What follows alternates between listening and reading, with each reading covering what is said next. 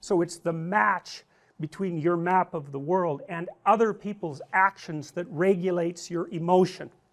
And it regulates it completely, because you know, if someone in here started acting seriously deranged, like brandished a pistol, let's say, all of a sudden you would not be in the same place at all, not a bit. And so what would happen? Well, chaos would happen. And chaos isn't just that you would get anxious. That's not a good enough explanation. What would happen is more complex than that. What happens in some sense is that your body, and it does this, what would happen is that you would react the same way that a rat reacts to a cat. It's exactly that, it's exactly that. You would respond as if a terrible predator had emerged in your midst. And so what is that reaction? Well, it's not just anxiety, because when you encounter a predator, anxiety isn't the only thing that's useful. That just makes you freeze. It's like, that could be the worst thing you could do. You freeze and, well, you're a pretty easy target. So you have to be prepared for a lot broader range of responses than mere petrification. Like, how about a little aggression? That might be helpful. You don't know, it also might get you killed, but you know, maybe you can take the guy down, and maybe that's a good idea, you know, and maybe you have to run, so that's disinhibited as well, and maybe you have to think really quickly and reflexively, so that happens, that's activated, disinhibited, I would say, as well. It's like your whole being is thrown into intense concentration on the moment, and you're burning up physiological resources like mad. And so what will happen after something like that, if you don't develop outright post-traumatic stress disorder, which some of you would, is that you'd, assuming that the situation was brought under control, you'd walk out of here shaking with your heart rate at like 170, and it would take you like, well, it might take you the rest of your life, and maybe you would never recover, but you could bloody well be sure that it would take you the rest of the day, that's for sure. And so it's no joke when someone steps outside the confines of the social contract, right? And that's kind of, there's a philosopher named Hobbes, who I suppose in some sense was a centrally conservative philosopher, as opposed to Rousseau, who's kind of his exact opposite.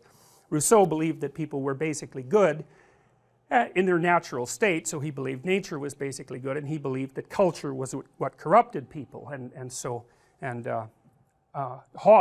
Thomas Hobbes believed exactly the opposite. He believed that in the state of nature, let's say, every person was at every other person's throat, and the only thing that prevented continual chaos was the imposition of a collective agreement, that would be the social contract, that essentially governed how people would interact, and that would keep that underlying chaos at bay. And you know, my contention is that Hobbes was correct and Rousseau was correct, and I think that if you add Rousseau and Hobbes together, you get a total picture of the world, and that's really, I think, the picture of the world that I'm trying to relate to you. It's both at once. It's like, well, you can't just attribute human malevolence and unpredictability to society. It's a non-starter. It's like people built society, so all you're doing is pushing the problem back. It's like, where did it come from? Well, the society before, well then the one before that. It's like, well, you got to tangle up the individual in there at some point, because people created society. And so you can't just blame human irrationality and malevolence on society. Well, and also it's ungrateful, for God's sake. It's like, society obviously also makes you peaceful. Part of the reason you're peaceful right now, all of you, is because, well, you're not that hungry.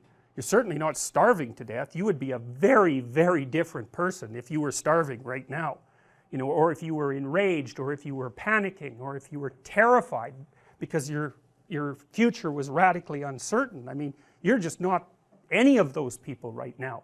You're satiated, and I mean that technically, you're satisfied. None of your biological systems, except perhaps curiosity, which is a rather pleasant emotion, are activated in the least. And you know, because of that, you all think, well, you're in control of yourself, but don't be thinking that. That's just not right. I mean, if you look at how the brain is structured, for example, the hypothalamus, which is a really important part of the brain, it basically establishes the framework of reference and the actions, the framework of reference within which and the actions you take in order to fulfill basic biological needs. So the hypothalamus makes you thirsty, and the hypothalamus makes you hungry, and it makes you sexually aroused, and it puts you into a state of defensive aggression, and it actually also makes you explore and be curious. All of that's hypothalamic. It's an amazing structure, and it's really small, and it's right at the base of the brain. And you can imagine it as something that has tremendously powerful projections upward throughout the rest of the brain into the emotional systems and the cortical systems and all of that, like tree trunk sized connections, you know, metaphorically speaking. And then the cortex has these little like vine like tendrils going down to regulate the hypothalamus, you know, and if it's, when push comes to shove, man, the hypothalamus, that thing wins. And so, you know, you get people now and then who have a hypothalamic dysfunction, and one of them produces a condition called, I can't remember it, it's not dipsomania, although it's like that, doesn't matter. It produces uncontrollable thirst, and so what will happen is that people who have this hypothalamic problem will drown themselves by drinking water, which you can do, by the way, and so they just cannot get enough water, and there's no stopping them, right? No more than there would be stopping you if you were suffering from raging thirst. It's like, it's a happy day when the hypothalamus is not telling you what to do.